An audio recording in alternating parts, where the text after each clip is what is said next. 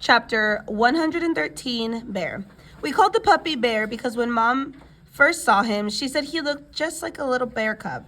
I said, that's what we should call him, and everyone agreed that that was the perfect name. I took the next day off from school, not because my elbow was hurting, which it was, but so I could play with Bear all day long. Mom let Via stay home from school too, so the two of us took turns cuddling with Bear and playing tug of war with him. We had kept all of Daisy's old toys and we brought them out now to see which one he'd liked best. It was fun hanging out with V all day, just the two of us. It was like old times, like before I started going to school. Back then, I couldn't wait for her to come home from school so she could play with me before starting her homework. Now that we're older, though, and I'm going to school and have friends of my own that I hang out with, we never do that anymore. So it was nice hanging out with her, laughing and playing. I think she liked it, too. The shift. When I went back to school the next day, the first thing I noticed was that there was a big shift in the way things were. A monumental shift, a seismic shift, maybe even a cosmic shift. Whatever you want to call it, it was a big shift. Everyone, not just in our grade, but every grade, had heard about what had happened to us with the 7th graders. So suddenly, I wasn't known for what I'd always been known for, but for this other thing that had happened. And the story of what had happened had gotten bigger and bigger each time it was told. 2 days later, the way the story went was that Amos had gotten into a major fist fight with the kid, and Miles and Henry and Jack had thrown some punches at the other guys too. And the escape across the field became the whole long adventure through a cornfield maze and into the deep, dark woods. Jack's version of the story was probably the best because he's so funny. But in whatever version of the story, and no matter who was telling it, two things always stayed the same.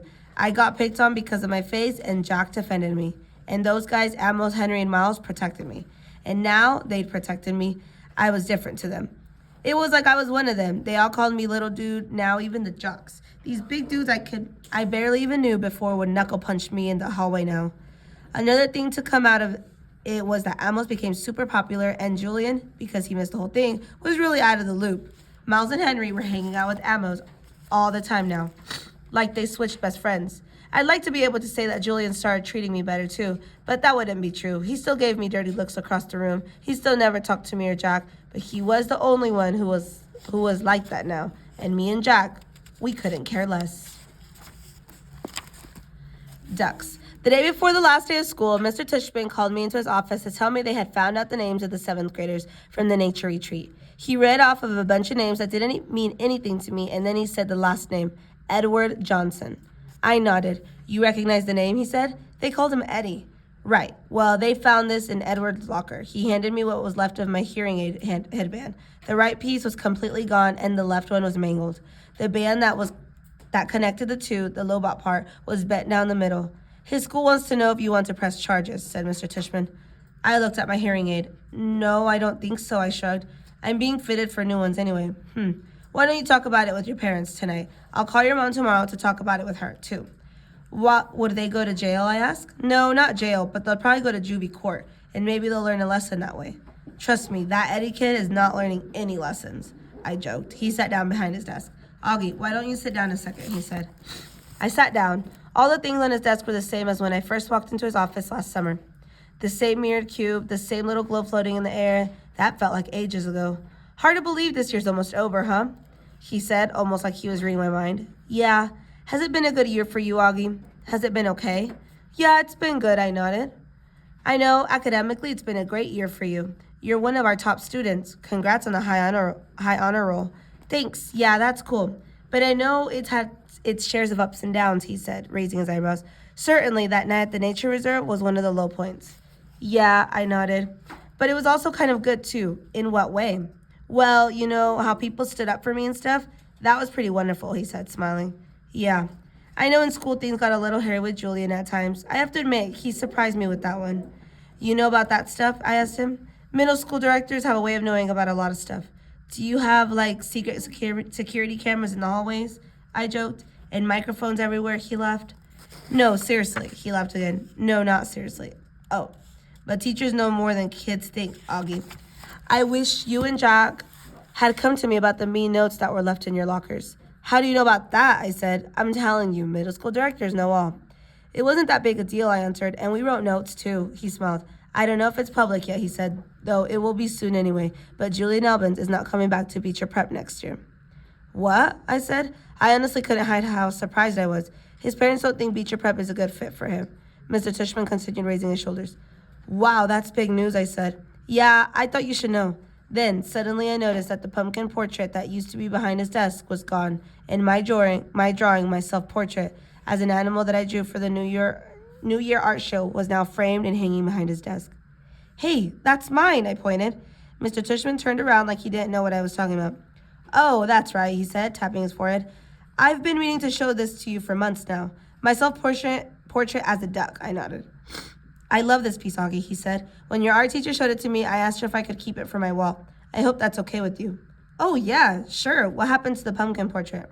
Right behind you. Oh, yeah, nice. I've been meaning to ask you since I hung this up, he said, looking at it. Why did you choose to represent yourself as a duck?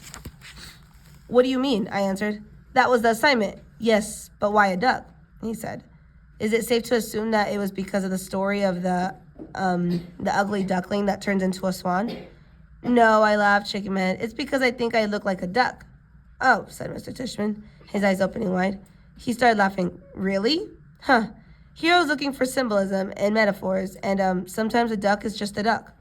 Yeah, I guess, I said, not quite getting why he thought that was so funny. He laughed to himself for a good 30 seconds. Anyway, Augie, thanks for chatting with me, he said. Finally, I just want you to know it's truly a pleasure having you here at Reacher Prep, and I'm really looking forward to next year.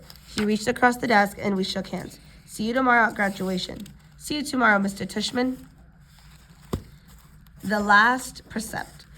This was written on Mr. Brown's chalkboard when we walked into English class for the last time. Mr. Brown's June precept. Just follow the day and reach for the sun. The polyphonic spree. Have a great summer vacation, Class 5B. It's been a great year and you've been a wonderful group of students. If you remember, please send me a postcard this summer with your personal precept. It can be something you made up for yourself or something you've read somewhere that means something to you. If so, don't forget the attribution, please. I really look forward to getting them. Tom Brown, 563 Sebastian Place, Bronx, New York, 10053. The drop-off. The graduation ceremony was held in the Breacher Prep Upper School Auditorium. It was only about a 15-minute walk from our house to the other campus building, but Dad drove me because I was all dressed up and had on new shiny black shoes that weren't broken in yet, and I didn't want my feet to hurt. Students were supposed to arrive at the auditorium an hour before the ceremony started, but we got there even earlier, so we sat in the car and waited. Dad turned on the CD player and our favorite song came on. We both smiled and started bobbing our heads to the music. Dad sang along with the song. Andy would bicycle across town in the rain to bring you candy. Hey, is my tie on straight? I said. He looked and straightened it a tiny bit as he kept on singing. And John would buy the gown for you to wear the prom. Does my hair look okay? I said. He smiled and nodded. Perfect, he said. You look great, Augie. Via put some gel in it this morning, I said, pulling down the sun visor and looking in the little mirror. It doesn't look too puffy. No, it's very, very cool, Augie. I don't think you've ever had it this short before, have you? No, I got it cut yesterday. I think it makes me look more grown-up, don't you? Definitely. He was smiling, looking at me and nodding. But I'm the luckiest guy on the Lower East Side because I got wheels and you want to go for a ride. Look at you, Augie, he said, smiling from ear to ear. Look at you, looking so grown-up and spiffy. I can't believe you're graduating from the 5th grade. I know, it's pretty awesome, right? I nodded. It feels just like yesterday that you started. Remember I still had Star Wars braid hanging from the back of my head? Oh my gosh, that's right, he said, rubbing his palm over his forehead. You hated that braid, didn't you, Dad? I hated it. Hate is too strong a word, but I definitely didn't love it. You hated it. Come on, admit it, I teased. No, I didn't hate it, he smiled, shaking his head. But I will admit to hating the astronaut helmet I used to wear. Do you remember? The one Miranda gave me? Of course I remember. I used to wear that thing all the time. Good God, I hated that thing, he laughed almost more to himself. I was so bummed when it got lost, I said. Oh, it didn't get lost, he answered casually. I threw it out. Wait, what? I said. I honestly didn't think I heard him right. The day is beautiful and so are you, he was singing. Dad, I said, turning the volume down. What? He said. You threw it out? He finally looked at my face and saw how mad I was. I couldn't believe he was being so matter-of-fact about the whole thing. I mean, to me, this was a major revelation, and he was acting like it was no big deal. Augie, I couldn't stand seeing that thing cover your face anymore, he said clumsily. Dad, I loved that helmet. It meant a lot to me. I was bummed beyond belief when it got lost. Don't you remember? Of course I remember, Augie, he said softly. Oh, Augie, don't be mad. I'm sorry, I just couldn't stand seeing you wear that thing on your head anymore, you know? I didn't think it was good for you. He was trying to look me in the eyes, but I wouldn't look at him. Come on, Augie, please try to understand, he continued, putting his hand under my chin and tilting my face toward him. You were wearing that helmet all the time, and the real truth is I miss seeing your face, Augie. I know you don't always love it, but you have to understand I love it. I love this face of yours, Augie, completely and passionately, and it kind of broke my heart that you were always covering it up. He was squinting at me like he really wanted me to understand. Does Mom know? I said. He opened his eyes wide. No way, are you kidding me? She would have killed me. She tore that place apart looking for that helmet, Dad. I said, I mean, she spent like a week looking for it in every closet, in the laundry room, everywhere. I know, he said, nodding. That's why she'd kill me. And then he looked at me and something about his expression made me start laughing, which made him open his mouth wide like he just realized something. Wait a minute, Augie, he said, pointing his finger at me. You have to promise me you will never tell Mommy anything about this. I smiled and rubbed my palms together like I was about to get very greedy. Let's see, I said, stroking my chin. I'll be wanting that new Xbox when it comes out next month, and I'll definitely be wanting my own car in about 6 years. A red Porsche would be nice. And he started laughing. I love it when I'm the one who makes Dad laugh, since he's usually the funny man that gets everybody else laughing.